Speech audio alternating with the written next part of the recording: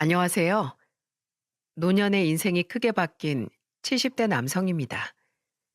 젊은 시절엔 다들 머릿속으로 그려왔던 자신의 노후가 있죠. 누군가는 전원주택을 사서 귀농을 하고 싶을 수도 있고, 또 누군가는 은퇴 후 젊은 시절에 채우지 못한 배움의 뜻을 두기도 했을 거예요. 하지만 삶이란 항상 내 뜻대로 되는 것이 아니기에 많은 사람들은 자신이 생각해둔 미래와 다른 미래를 살아가곤 합니다. 저 또한 그랬습니다. 이 자리를 빌려 제가 풀어낼 사연은 폭풍을 만난 돛담배처럼 정신없이 휘청거렸던 제 인생에 대한 이야기입니다. 저는 가난한 시골 마을 출신으로 제겐 동네에서 함께 자란 절친한 벗이 있었습니다. 군대에 있을 때를 제외하곤 서로 거의 떨어져 본 적 없던 중마 고우였죠. 저는 홀아버지 아래에서 이남 일녀 중 막내로 자랐고, 친구는 부모님을 잃고 먼 친척이던 할머니께 거둬졌습니다. 친구는 그 할머니까지 돌아가신 후 중학교를 중퇴하고 돈을 벌기 시작했어요. 저 또한 형을 공부시키는데 온 가족이 달라붙었기에 중학교를 그만둔 후엔 돈벌이를 시작했습니다. 그리고 시간이 흘러 친구와 저는 일자리를 위해 근처에 있던 도시로 상경을 했죠.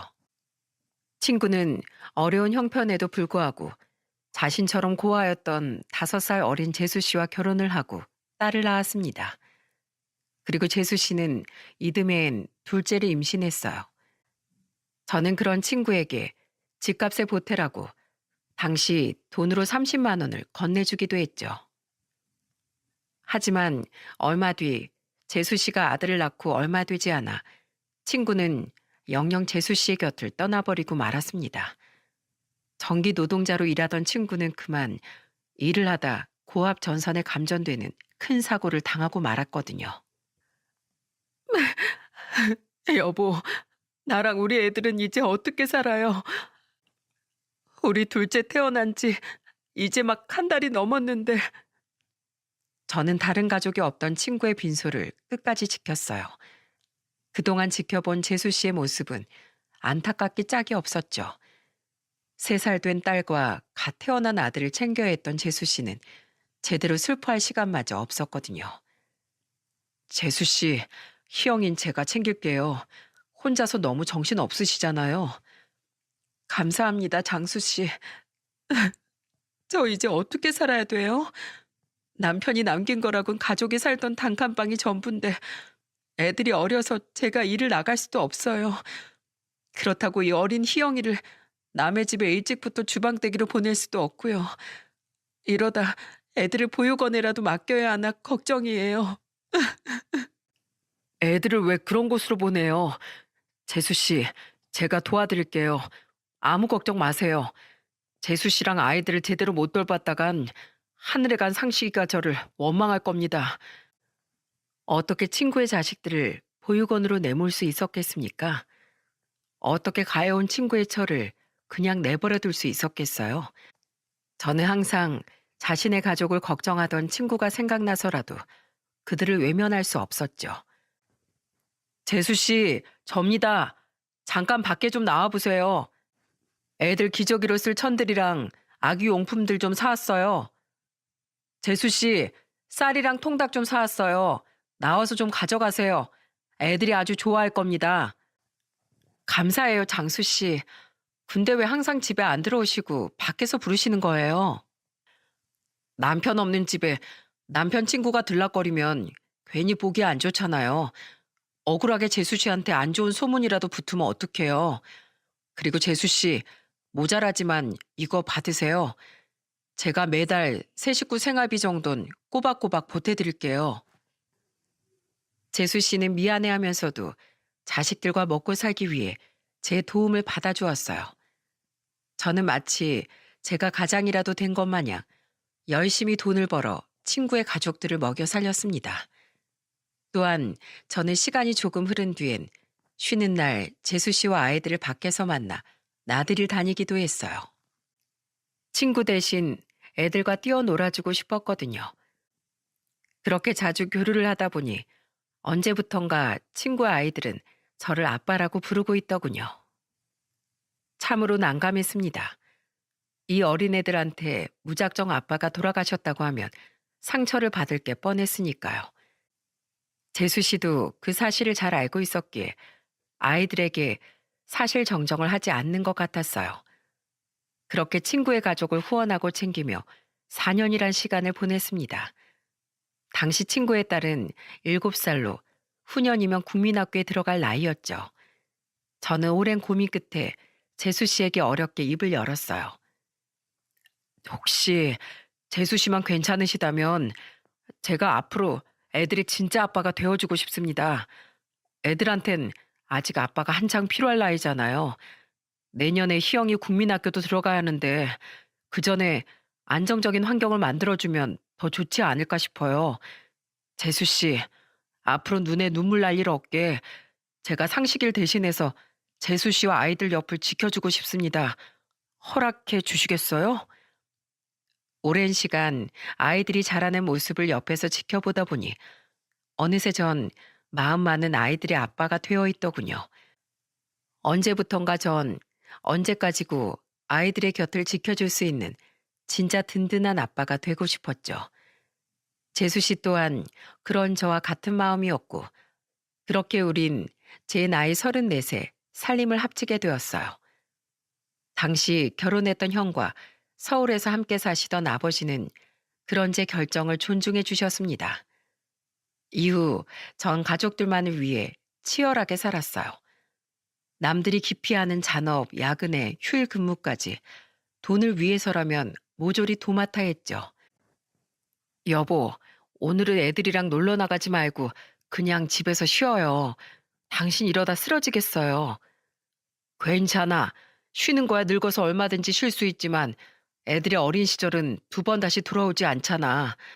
난 내가 우리 애들의 아빠라는 사실이 숨을 쉴 수 없을 정도로 행복해.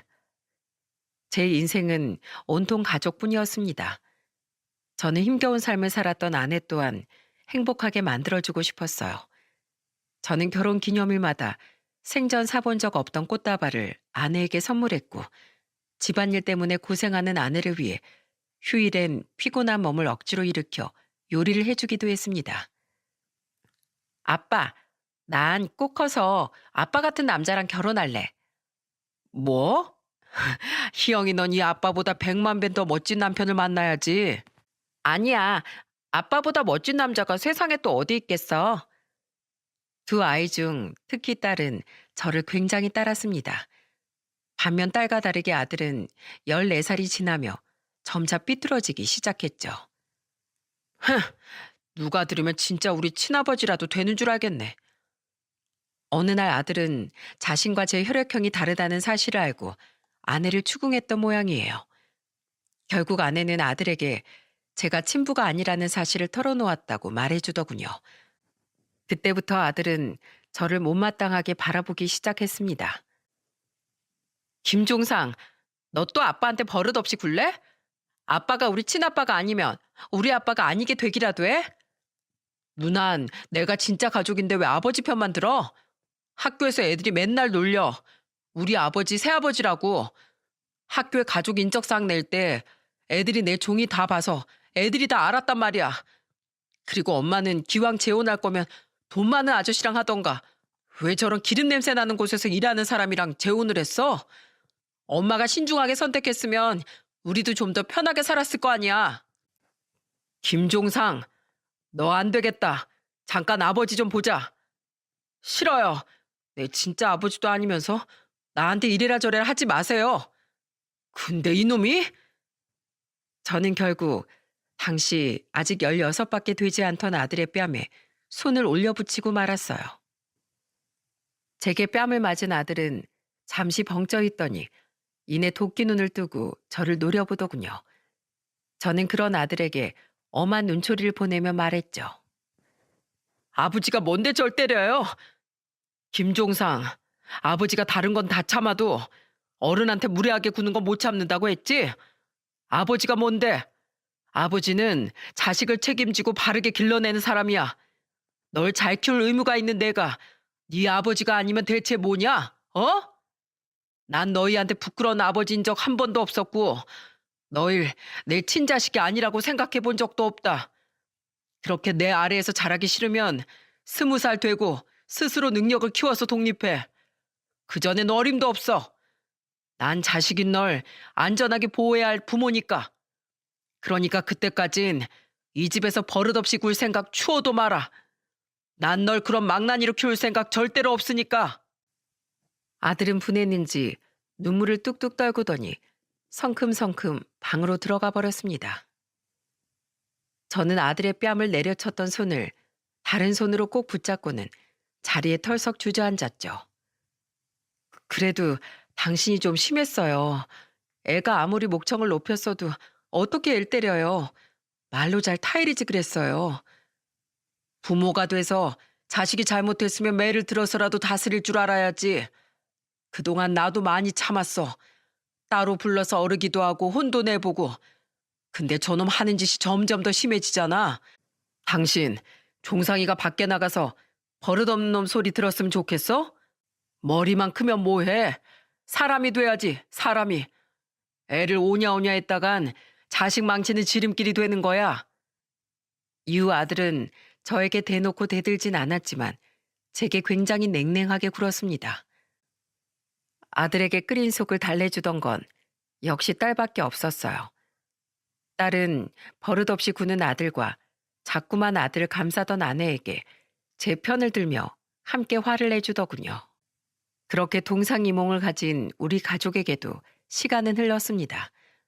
공부를 잘했던 딸은 한의대에 갔고 이후엔 서울에서 페이닥터로 자리를 잡았어요. 반면 20살이 되면 독립할 것처럼 굴던 아들은 대학도 안 가고 26이 될 때까지 취업엔 영 관심도 없더군요. 이놈이 독립은 고사하고 네 앞길을 위해서라도 취업이든 공부든 뭐든 해야 하지 않겠어? 언제까지 내가 돈을 벌 수 있을 것 같아? 부모가 없을 때 미리미리 대비해야지. 언젠 끝까지 자식을 책임지는 게 부모라면서요. 재산이라도 물려주세요. 뭐 얼마 없어 보이긴 하지만 그게 아버지 된 도리라고 하셨잖아요. 그래도 이놈이 너 대체 언제 정신 차릴래? 어? 아, 잔소리 좀 그만하세요. 취직 그까짓 거 하면 되잖아요. 그제 아들은 느릿느릿 취업 자리를 알아보는 것 같더니 겨우 취직한 주방일을 반년도 되지 않아 그만두더군요. 그래도 제 눈치가 보였는지 아들은 계속 취직을 하긴 했는데 3개월 일하다 상사가 마음에 안 든다며 또다시 몇 달을 놀고 또다시 5개월 일하다 일이 너무 힘들다며 또다시 몇 달을 놀기를 반복했죠. 그런 아들이 나이 32에 여자친구가 임신을 했다며 결혼을 하겠다고 말하더군요. 진득하게 직장에 붙어있지도 못하는 놈이 무슨 결혼을 하겠다고 그래? 너 가장이 돼서 아내와 자식을 책임지는 게 얼마나 고된 일인지 알기나 해? 그럼 생긴 애를 지워요? 아버지, 저 아기까지 생겼으니까 이제라도 정신 차리고 열심히 살게요. 그러니까 저 좀 마지막으로 한 번만 도와주세요. 콜센터에서 일하고 있다던 아들의 여자친구는 아들 옆에서 고개만 푹 숙이고 있더군요. 솔직히 아들이 못 믿었지만 어쩌겠습니까? 자식 잘못 키운 제가 멀쩡한 남의 집 딸 인생까지 망칠 순 없는 노릇이잖아요. 저는 아들에게 앞으로 달라지겠다는 확답을 받아낸 뒤에 살던 도시에 아들의 신혼집을 마련해 주었어요. 지방이라 상대적으로 집값이 저렴하긴 했지만 저도 부자는 아니었던지라 조금 무리를 하긴 했습니다. 하지만 이렇게라도 살 기반을 마련해줘야 아들에게도 며느리와 곧 태어날 손주에게도 마음이 놓일 것 같았어요. 사돈들 또한 우리 아들을 원망하는 눈치라 아들 가진 죄인으로 더더욱 말이죠. 딸은 아들이 결혼한 지 2년 뒤 서울에서 소개로 만났다던 회사원 사위와 결혼을 했습니다. 저는 당시 퇴직을 한 뒤라 자금이 빠듯했어요. 원래 아들과 딸에게 공평하게 나눠주려고 했던 돈을 아들이 결혼할 때 조금 더 보태줬기에 저는 딸에게 아들 때보다 적은 1억밖에 지원해 줄 수가 없었죠. 미안하다, 희영아. 아빠가 하다못해 전세금이라도 지원해주고 싶었는데. 아니에요. 1억이 어디 적은 돈인가요? 게다가 작년에 제 한의원 차릴 때 아빠가 5천만 원도 따로 지원해 주셨잖아요. 아빠 노후자금까지 끌어다가 보태주시는 거 알아요. 제가 안 받겠대도 억지로 주실 거 아니까 감사하게 받을게요. 그리고 아빠, 이젠 제가 다달이 용돈 보내드릴 테니까 지금 하시는 경비를 그만두시고 이젠 편하게 좀 사세요. 네? 힘이 될 때까진 사람이 일을 해야지. 아직 네 엄마랑 둘이 쓸 노후자금도 남아있으니 걱정할 것 없다. 어떻게 부모가 돼서 자식한테 손을 벌려? 저번에 보니까 안서방 사람이 참 좋아 보이더구나. 상견례 자리에서 뵌 사돈들도 마찬가지고. 희영아, 아빠는 그저 네가 앞으로 잘 살기만 하면 바랄 게 없다. 결혼 축하한다, 내 딸. 네 뒤엔 언제든 아빠가 든든하게 버티고 있으니 무슨 일 있으면 항상 아빠한테 기대거라. 알았지? 속을 안 썩인 자식이든 썩인 자식이든 그 어렸던 애들이 다 커서 가정을 꾸리는 모습을 보니 눈물이 나긴 마찬가지더군요. 한 놈은 앞으로도 지금처럼 잘 살기를, 한 놈은 제발 앞으론 정신 차리고 제대로 살기를 간절히 바랐죠. 하지만 아들은 한 2년 정도 정신 차리고 사는 것 같더니 또다시 직장을 때려치우길 반복하더군요. 아들은 자꾸만 저에게 손을 벌렸는데 처음엔 손주 생각에 도와주다가 이러다간 애를 더 망칠 것 같아 저는 아들에게 돈을 주지 않았습니다. 하지만 나중에 알고 보니 이후론 아내가 저 몰래 아들에게 돈을 주고 있었더라고요. 여보, 내가 종상이 도와주지 말랬지? 걔가 믿는 구석이 있으니까 계속 일도 제대로 안 하고 그러고 있는 거 아니야? 걔도 사정이 있겠죠. 그리고 혼자 고생하는 며느리를 그냥 두고만 봐요? 혹시 종상이가 당신 친자식 아니라고 나 몰라라 하는 건 아니죠?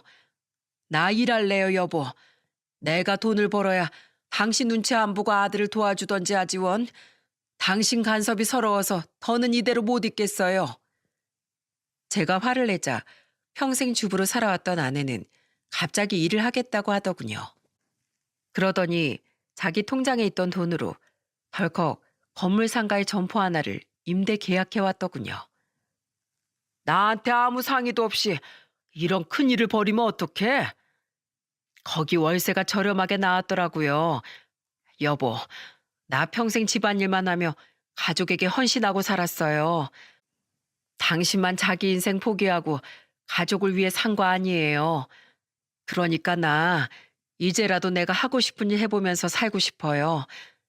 나 예전부터 꼭 옷장사 한번 해보고 싶었어요. 그러니까 나 처음 창업 자금만 좀 도와주면 안 될까요? 나한테 그 정도 권리는 있잖아요. 안 그래요? 화가 나다가도 어느덧 고생으로 인해 잔뜩 주름진 아내의 얼굴을 보니 측은한 마음이 들더군요. 결국 전 노후 자금의 일부를 아내에게 내어주었죠. 아내 말 맞다나 각자 가정에 오래도록 충실해 왔으니 아내와 저 두 사람의 공동 재산임이 맞았으니까요.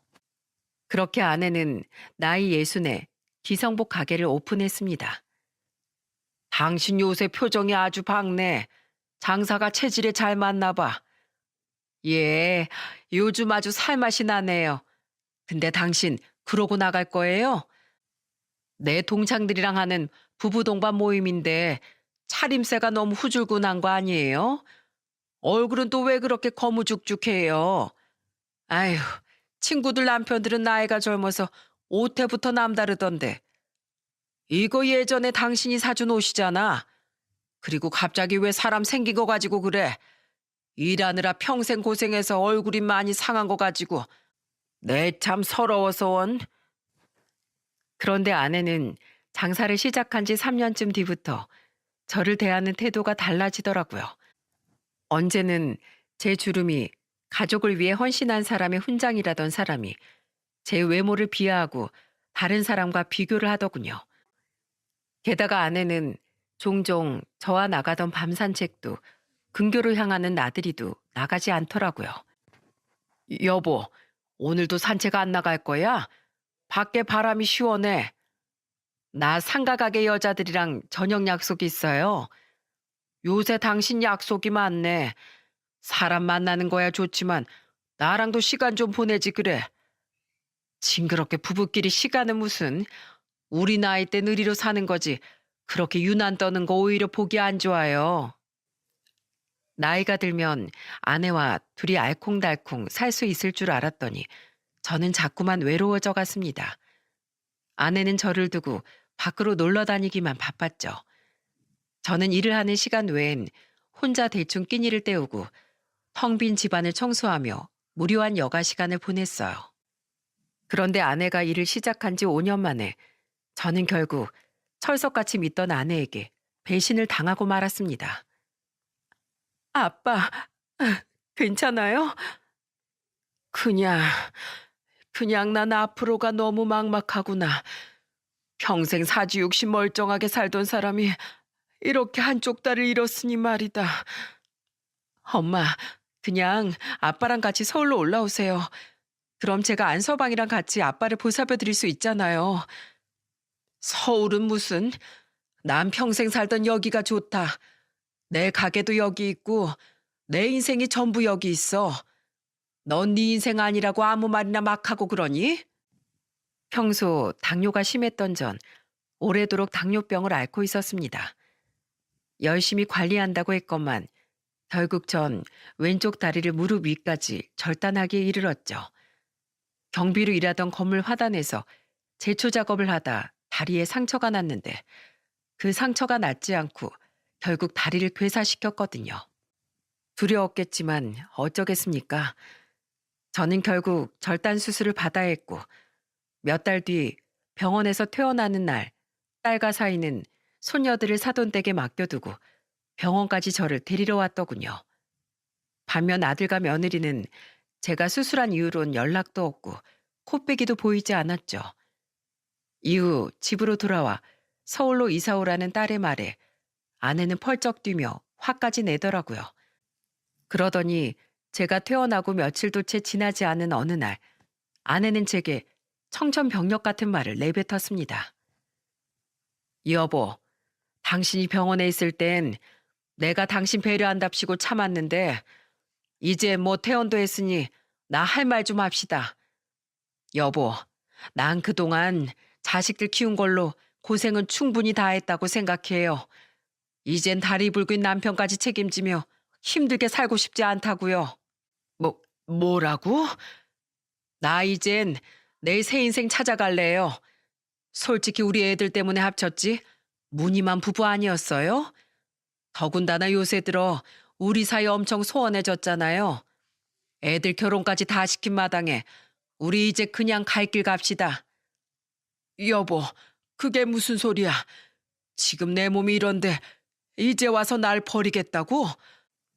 그리고 우리가 무늬만 부부였다니 우리가 함께 헤쳐왔던 그 세월들이 당신한테는 아무것도 아니었어? 그만큼 고생하면서 살았으니까 이젠 그만하자고요.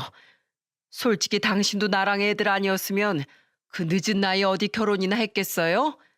그리고 내가 이 나이에 다리 한쪽 없는 남편 수발이나 들면서 인생을 다 허비해야겠어요? 당신이 어떻게 나한테 이럴 수가 있어? 여보, 나 재활 열심히 할게. 당신 고생 안 시키도록 나 최선을 다할게. 나한테 남은 건 이제 당신뿐인데 당신이 날 떠나면 내가 어떻게 사나? 제발 지금 이런 상황에서 날 버리지 마. 저는 무서운 마음에 아내의 옷소매를 부여잡고 애원했습니다. 하지만 아내는 그런 저를 냉정하게 뿌리치더군요. 그리고 그날 저녁 아내는 짐을 싸서 정말로 집을 나가버렸어요. 여보, 제발 가지 마. 당신 혼자 어딜 간다고 그래? 내일엔 신경 끄고 당신이나 앞으로 잘 살아요. 이혼 서류 준비되면 연락할게요. 절망적이었습니다. 제 신세가 너무 처량해서 미칠 것만 같았죠. 평생 가족을 위해 헌신했건만 돌아오는 건 아내의 배신이라니 이 잔인한 현실을 도저히 믿을 수가 없었어요. 아내가 사라진 집은 고요했습니다.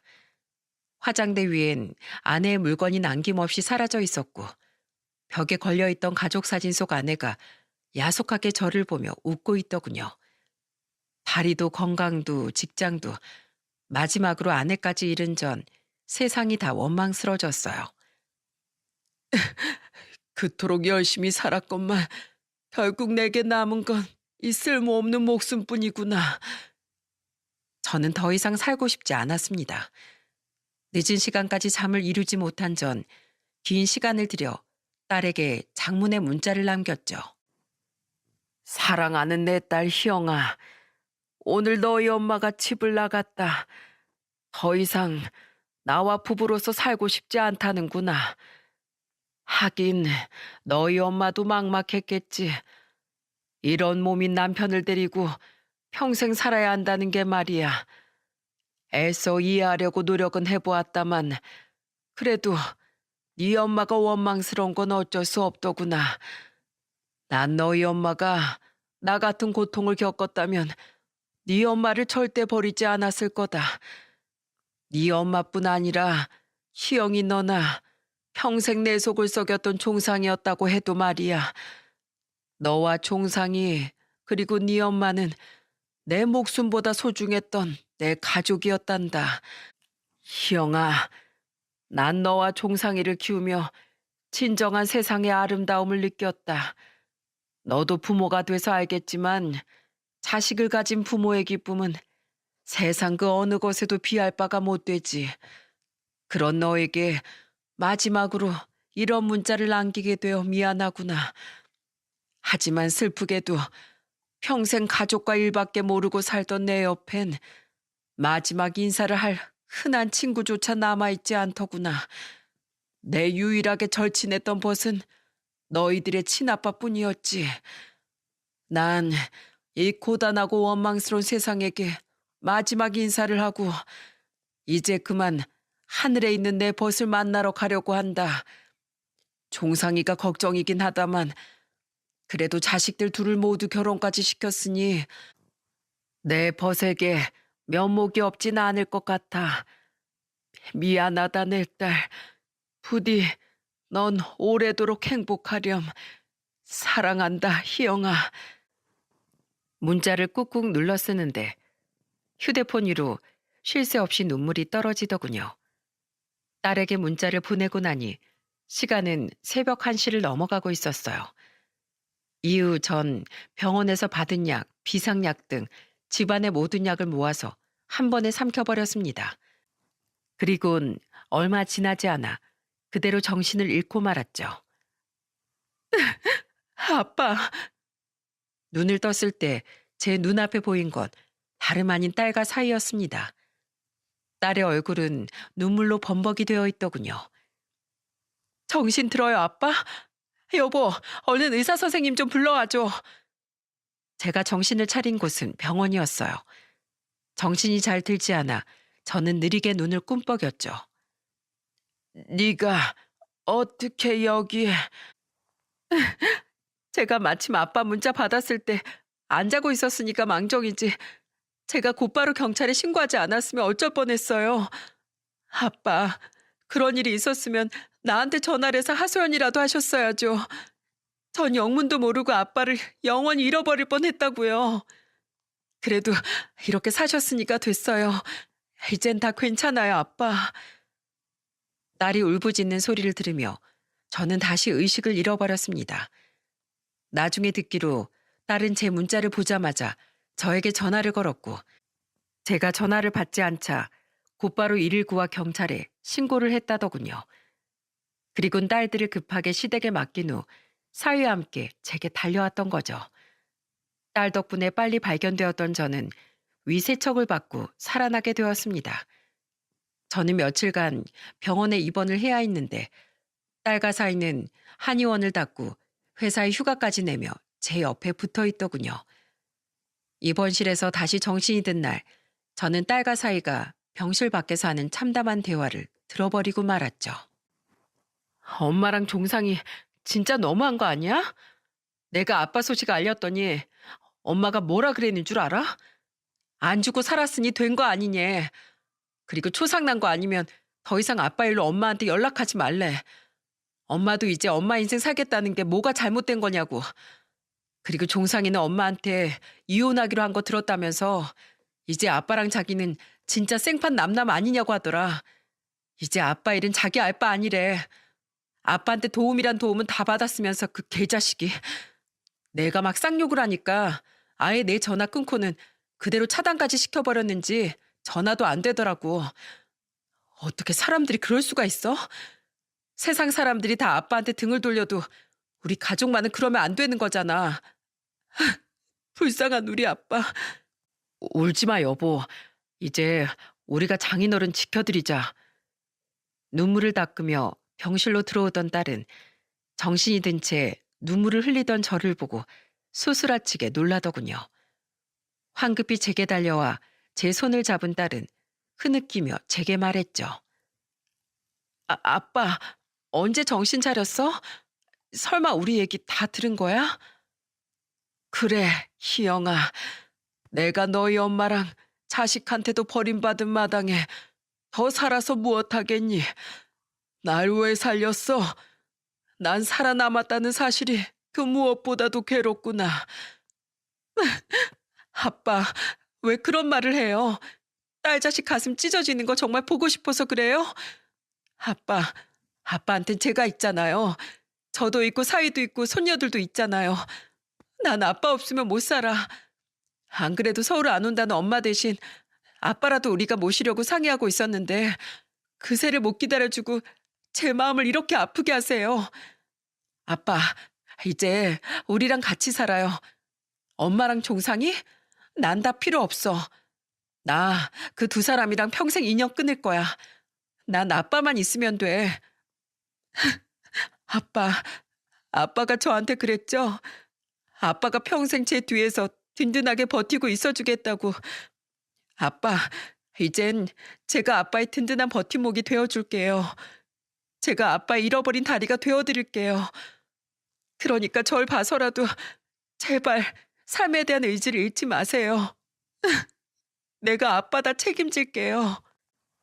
장인어른, 이 사람 말대로 저희 집으로 가시죠. 이 사람 장인어른 안 모시면 저랑 이혼까지 불사하겠다고 얼마나 난리였는데요. 장인어른, 저 진심으로 장인어른 존경합니다. 제 자식을 키워보니까 친자식도 아닌 자식을 둘이나 진심으로 키워낸 장인어른께서 얼마나 대단한 분인지 다시 한번 절실히 깨달았어요.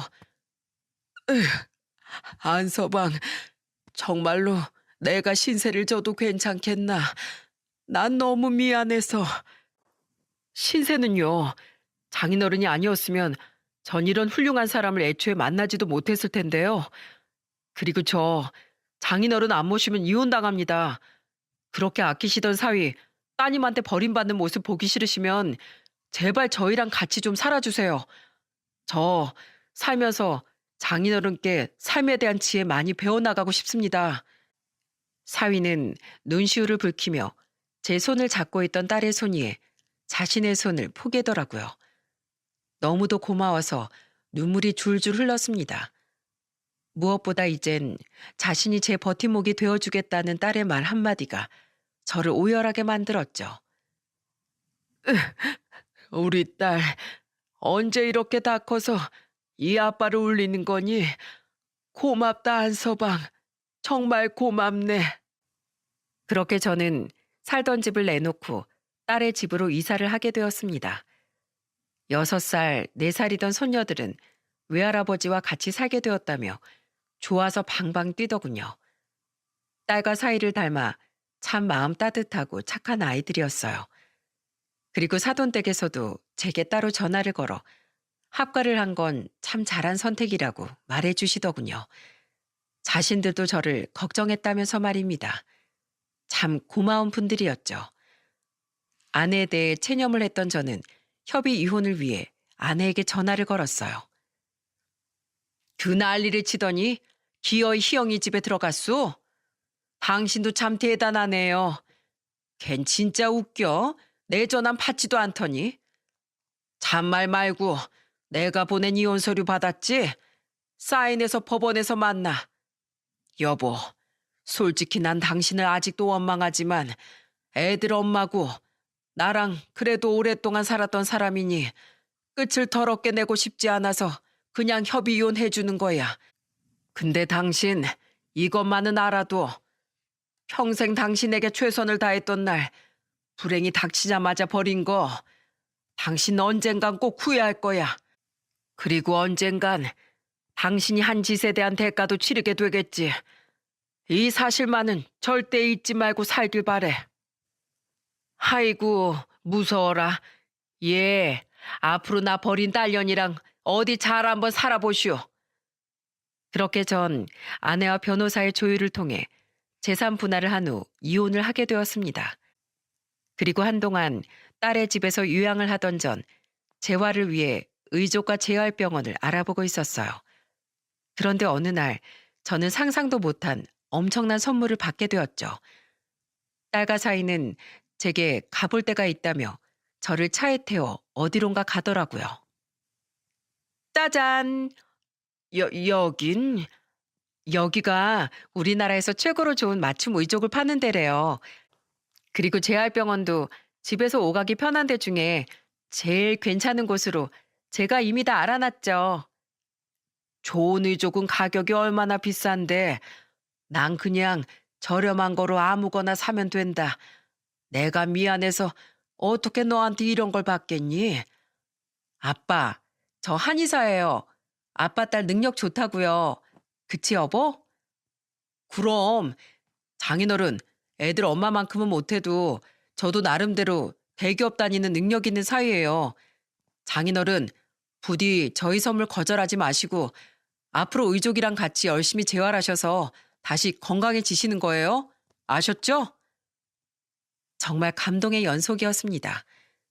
저는 딸과 사이에게 너무 고마워 눈물을 뚝뚝 흘렸죠. 이후 저는 딸과 사이에게 짐이 되지 않기 위해 열심히 재활을 했고 그 결과 시일이 좀 걸리긴 했지만 스스로 꽤 원활한 거동이 가능해졌어요. 그런데 딸의 집에서 지낸 지 반년이 조금 넘었을 때 저는 우연히 딸의 통화 내용을 듣게 되었습니다. 딸의 언성은 한껏 높아져 있었는데 그 때문인지 제가 재활운동을 마치고 집에 들어오는 소리를 못 들은 모양이더라고요. 재혼식? 혼인신고도 안 하고 살 거라며 무슨 재혼식이야? 그리고 무슨 축의금을 달래? 엄만 진짜 양심도 없다. 하도 할 말이 있다고 간곡하게 문자를 보냈기에 전화해봤더니 고작 하는 말이 돈 얘기야? 엄마, 난 이걸로 확실하게 깨달았어. 난 진짜로 더 이상 엄마랑 연락하지 않을 거야. 엄만 배신자야. 난 평생 불쌍한 우리 아빠 모시면서 아주 잘 먹고 잘 살 거야. 전화를 끊은 딸은 조용히 눈물을 훔치더군요. 저는 그런 딸의 뒤로 가 가만히 딸을 안아주었습니다. 아빠, 언제 오셨어요? 울지 말거라. 네 엄마 다른 남자랑 살림이라도 합친다니? 내가 진짜 어이가 없어서. 엄마, 자기 옷가게에 옷 유통해주던 아저씨랑 눈 맞아서 살림 합쳤대요. 분명 아빠랑 이혼하기 전부터 엄마 바람 피우고 있었을 거예요. 엄마는 아니라고 하는데 당황하는 목소리 들으면 뻔하죠 뭐. 그때 아빠가 협의 이혼해줬으면 안 됐던 거예요. 소송을 걸어서 엄마한테 한 푼도 안 줬어야 했다고요. 난 괜찮다. 이제 너희 엄마가 어떻게 살든 신경 쓰지 않기로 했다. 씁쓸해도 지나간 일은 지나간 대로 덮어두자꾸나. 솔직히 충격을 받지 않았다면 거짓말이겠죠. 딸의 말을 듣고 나니 아내는 제게 냉랭해졌던 그 시기부터 아마 그놈과 몰래 만남을 갖고 있었겠구나 싶더라고요. 그래도 아내 때문에 속상했던 마음은 딸과 사위 그리고 손녀들로 인해 서서히 치유가 되더군요. 외할아버지, 할아버지 성함이 뭐예요? 학교 숙제예요. 가족 이름 적어오기. 내 이름? 할애비 이름은 김장수야. 그러고 보니 내 이름을 물어보는 사람은 굉장히 오랜만이구나. 항상 여보, 아빠, 아저씨 정도로 불리기만 해서 말이야. 할아버지 이름 물어봐줘서 고맙다, 우리 큰손녀. 흥, 나도 외할아버지 이름 물어보려고 했거든? 할아버지, 저도 예뻐해 주세요. 전 어제부터 물어보려고 했어요. 그랬어? 아이고, 고마워라. 이리 오거라, 우리 작은 손녀. 해레비 무릎에 앉혀주마. 어제부터 물어보려고 했대. 어떻게든 자기 언니보다 아빠 예쁨 받으려고 애쓰는 모습이 너무 귀엽지 않아, 여보? 장인어른이 워낙 애들한테 잘해주시니까 애들이 외할아버지를 안 좋아하고 배겨? 장인어른하고 애들을 보고 있으면 장인어른이 당신을 얼마나 귀하게 키우셨을지 잘 알겠더라. 조금 서운한 건 요새 애들이 나보다 더 장인어른을 좋아하는 것 같다는 거지. 장인어른, 저한테도 딸들한테 사랑받는 법 좀 알려주십시오. 이 애끼, 장인을 놀리나 지금? 자네 지금 하는 것만 봐도 나중에 우리 손녀들이 아빠 같은 남자랑 결혼하겠다고 떼를 쓸 것 같구먼. 우리 딸도 나한테 그런 말을 했었지. 난 당신 많이 사랑하긴 하는데 그래도 아직 내 마음속의 1등은 우리 아빠야. 당신 이해 좀 해줘. 달을 잃은 지 2년이 흐른 지금 저는 몸도 마음도 건강을 되찾았습니다. 무엇보다 손녀들과 함께 놀아줄 때면 똘망똘망하던 딸의 어린 시절이 떠올라 배로 흐뭇해지곤 하죠. 제가 꿈꿔왔던 아내와의 행복한 노후는 아니었지만 저는 지금의 행복에도 충분히 만족하고 있어요. 한편 저를 버린 아내와 아들 또한 지금 잘 살고 있냐고 물으신다면 애석하게도 아니라고 답해드려야겠네요. 올해 설날 저는 아주 오랜만에 아내에게 전화를 받게 되었습니다. 여보, 희영이랑 잘 지내고 있어요? 안서방이랑 우리 손녀들도 건강하고요? 그래, 다들 잘 지내고 있어. 당신이 무슨 일이야? 바람 피웠던 놈이랑 살림 차렸다면서 나한테 연락을 왜 해? 희영이가 제 전화를 차단이라도 한 건지 통 받질 않아서요. 에휴, 여보, 사실 나 그 사람이랑 갈라섰어요. 앞으로 저 호강시켜 주겠다면서 좋은 사업에 투자할 일이 있다며 저한테 돈을 8천만 원이나 빌려가 놓곤 이제 와서 다른 여자가 있다며 절 집에서 내쫓더라고요. 전 그 사람만 믿고 당신한테 분할받은 재산 거의 전부를 빌려준 건데요. 일단 소송은 걸어놨는데 그걸 언제 돌려받을지도 모르고 나 너무 힘들어요. 지금 남은 돈으로 겨우 작은 방 월세 구해서 살고 있어요. 나 요새 경기도 안 좋아서 옷가게도 폐업했어요. 지금은 식당에서 설거지하고 있는데 이 일도 나이 많다고 다른 데서 안 받아줘서 최저시급도 못 받고 겨우 구한 거예요. 같이 좀 살자고 종상이한테 부탁했는데 그 망할 놈은 아예 제 전화를 받지도 않네요. 제가 돈 줄 땐 좋다고 받아가더니 마지막으로 전화했을 때 예전에 제가 준 돈이라도 갚으라니까 유산 미리 증여받은 거나 마찬가지인데 저더러 노망 났냐고까지 하더라고요. 여보, 그땐 내가 너무했죠? 미안해요. 내가 당신한테 그랬으면 안 되는 건데 내가 너무 어리석었어요. 나 혼자 살기 너무 힘들어요. 여보, 나 좀 다시 받아주면 안 될까요? 아니면 희영이한테 나 좀 그 집에 같이 받아달라고 얘기해주면 안 돼요? 여보, 우리 서로 산 세월이 얼만데 나한테 약간의 의리라도 남아있다면 제발요. 나 버리지 말아요. 당신 참 염치도 없다. 내가 그렇게 날 버리지 말아달라고 애원할 땐 뒤도 안 돌아보고 바람난 놈한테 가버리더니 이제 와서 용서해달라고? 내가 바본 줄 알아? 난 협의 이혼할 때 당신한테 양심적인 재산 분할해준 걸로 내 의리를 다했어. 내 몫은 거기까지야. 당신하고 나 사이에 남은 건 아무것도 없어. 내가 언젠가 당신 꼭 대가를 치를 거라고 했지? 세상이 당신을 벌 주기 전에 당신 스스로 무덤을 팠네. 그렇게 챙기던 아들에게까지 팽당하고 말았으니 아내의 최후가 참 초라하더군요. 그런데 마침 옆에 있던 딸은 가까이 귀를 대고 통화 내용을 듣고 있더니 대뜸 제게 전화를 빼앗아 가더군요. 그리고 눈물을 펑펑 흘리며 아내에게 고래고래 소리를 질렀죠. 엄마, 엄마가 진짜 사람이야? 그 아저씨한테 버림받았으면 버림받은 거지. 어떻게 아빠한테 전화를 할 수가 있어? 엄마, 나 아빠가 부탁해도 다시 엄마랑 같이 살 생각 추워도 없어. 아빠가 대학 다니던 나한테 전세 자취방 구해주려고 했을 때 엄마가 그 돈으로 종상이 중고차나 사주자고 했던 거, 아빠가 나한테 한 번씩 주던 용돈들 백수인 종상이한테 용돈 주는 건 아까워하면서 왜 돈 잘 버는 날 챙겨주냐고 엄마가 아빠를 타박했던 거, 나 한의원 차릴 때 그럴 돈 있으면 종상이 더 큰 집으로 이사시켜 주자고 했던 거랑 나 산후조리원 비용 아빠가 내줄 때 그 돈으로 종상이네 생활비 보태주자고 했던 것까지 나 하나도 빠짐없이 기억하고 있어. 그러니까 엄만 그렇게 좋아하던 아들한테나 계속 연락해봐. 난 나 끔찍히 챙겨주던 아빠 모시고 잘 살 테니까. 종상이 걔가 엄마 연락을 안 받는다고? 그거야 엄마 사정이지. 그러니까 오냐 오냐 하면 자식 망친다고 아빠가 말할 때나 좀 듣지 그랬어. 이게 다 자업자득이야. 나는 우리를 구원해준 아빠가 세상에서 제일 힘들 때 버린 엄마를 절대로 용서 못해. 그런 딸이 속상해할까봐 말은 안 했지만 얼마 전 저는 아들에게서 문자를 한 통 받았습니다.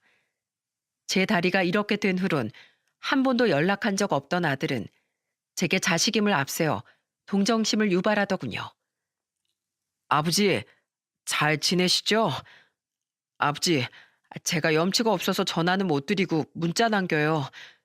저 사실 집사람한테 이혼당하고 지금 엄마 혼자 살던 원룸에 같이 들어와서 살고 있어요. 애도 집사람이 데려갔고요. 집사람이 직장도 그만두고 생활비도 안 내놓을 거면 이혼이라고 했는데 제가 설마 진짜 이혼하겠나 싶어 또 직장을 그만뒀었거든요. 아버지, 엄마가 요새 너무 힘들어하세요. 저도 요새 막노동 나가고 있긴 한데 이렇게 모아서 엄마랑 저랑 언제 이사를 가겠어요. 엄마 소송도 계속 질질 끌리기만 하고요. 저 아버지 자식이잖아요. 제발 저랑 엄마 전세라도 갈 수 있게 좀 도와주시면 안 돼요? 이번이 진짜 마지막이에요. 믿어요, 아버지. 그 문자를 보는데 허탈해서 헛웃음이 다 나더라고요. 꼭 아쉬울 때만 부모 자식을 들먹이던 아들이 너무도 괘씸하고 한심했죠.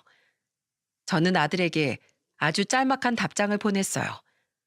아무리 긴 소리를 늘어놓는다고 한들 제 말은 귓등으로도 듣지 않을 녀석인 걸 이젠 잘 알고 있었으니까요. 그리고 그 뒤 몇 번이나 걸려오던 아들의 전화를 저는 일절 받지 않았죠. 너에게 부모란 아쉬울 때만 찾는 현금인 줄기로구나. 나는 더 이상 그런 부모 노릇은 하지 않으련다. 이렇게 저는 아내와 아들을 잃은 대신 제게 뻗어준 딸과 사위의 손을 잡고 새로운 노후를 꿈꾸며 살고 있습니다. 가끔 아내도 아들도 물론 생각이 나곤 하겠죠. 하지만 저는 이제라도 제 인생을 먼저 생각하기로 했어요. 제가 행복해야 저를 끝까지 버리지 않은 제 딸과 사위, 그리고 우리 손녀들에게 또 다른 행복을 선물해 줄 수 있을 테니까요. 저는 쓸쓸하고 아쉬운 과거는 돌아보지 않고 앞으로 우리 딸 부부와 손녀들과 함께 재미나게 살 수 있는 노후를 보내려고 합니다. 그리고 딸이 언제까지 자기 엄마와 연락을 끊을지는 모르겠지만 저는 가끔 딸에게 이렇게 이야기하곤 해요. 나야 네 엄마와 이제 남남이라지만 그래도 평생 널 키워준 네 엄마잖니. 난 그렇게 하지 못하겠다만 언제든 조금이라도 네 마음이 풀리면 그땐 네 엄마를 외면하지 마렴.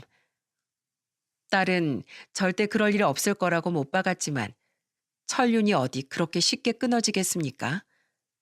그리고 부디 언젠가 딸이 자기 엄마와 동생을 잠시라도 받아들일 수 있도록 아내와 아들이 이제라도 제발 정신 차리고 세상을 똑바로 살아갔으면 좋겠네요. 저는 저처럼 젊음을 바친 세월을 원망하며 노후를 보내고 있을 동년배 분들에게 힘을 드리고자 이 사연을 보내게 되었습니다. 여러분, 세상은 나를 외면해도 스스로 열심히 살아왔다면 반드시 내 눈물과 노력을 알아주는 이가 나타나더라고요. 비록 시간은 좀 걸릴지라도 여러분 또한 저처럼 분명 제2의 인생을 사실 수 있을 겁니다. 우리가 살아갈 길은 앞으로도 멀고 길은 한 갈래만 나 있는 것이 아니니 분명 또 다른 행복의 길이 여러분 앞에 기다리고 있을 거예요. 그때까지 우리 너무 세월을 한탄하지만 말고 힘을 내서 살아가 봅시다. 여러분의 긴 세월의 끝에 행복이 함께하길 제가 간절히 바라겠습니다. 감사합니다.